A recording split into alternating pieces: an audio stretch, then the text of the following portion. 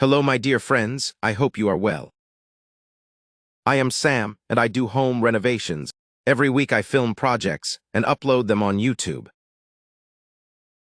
If you like this video, please subscribe to my channel to be notified of my new videos every week. Thank you very much for supporting us.